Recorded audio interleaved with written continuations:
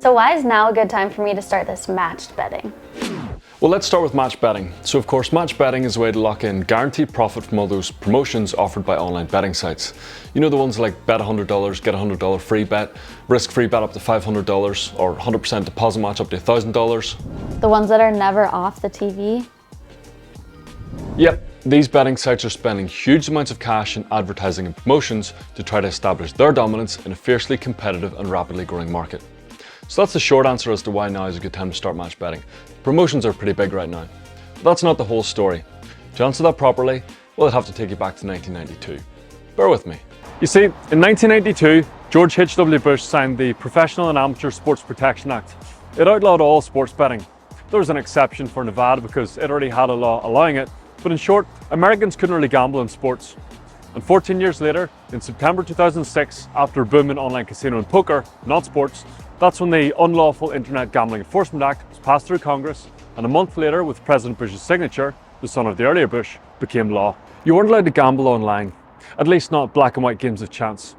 But there's one key exemption made: fantasy sports. Fantasy sports, that's where you pick players that you think are going to perform well or hit a certain score and kind of add them to this virtual team, right? Yep. It was argued that fantasy sports betting was more of a game of skill than a game of chance, and it shouldn't fall under the same umbrella. And at the time, that wasn't really that big of a deal. It wasn't a massive industry, and generally people weren't blowing their grandparents' inheritance playing it. These were season-long bets, and it was more of a game of bragging rights to your friends rather than winning or losing money. But throughout the 2010s, with the advancing of mobile apps, some companies started to cash in on this exemption, allowing things like daily fantasy, where you could essentially place bets daily against countless others, not just your friends. You could play on your phone, win, and cash out the very same day. Sounds very much like online betting for a country which didn't allow online betting. And that is what the critics and academics said. They started questioning this, to what extent this fantasy sports stuff was actually any different from sports betting. And then came the change in opinion too, as legislators, league leaders, and team owners started to think, how bad can this sports betting really be? And the public agreed.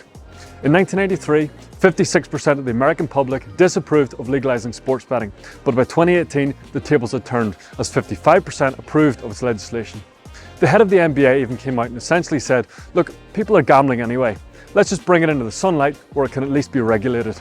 And then, finally, following a lot of pressure from, well, various different parties, in New Jersey in 2018, the Professional and Amateur Sports Protection Act of 1992, the one that said that nobody could gamble in sports, yeah, that was struck down by the Supreme Court. It was deemed unconstitutional. They basically said, look, each state, just go and work it out for yourselves. And the floodgates opened. It became a race for these betting sites to convince each state legislator why they should legalize sports betting in their state and benefit from all that additional tax revenue. And they did, and it didn't take long. As of today, sports betting is legal in almost 40 states, and it's only getting started. It's a brand new market, and every sportsbook out there wants to ensure that you bet with them and not their competitors. In order to do this, they dish out these juicy welcome bonuses for you to mop up.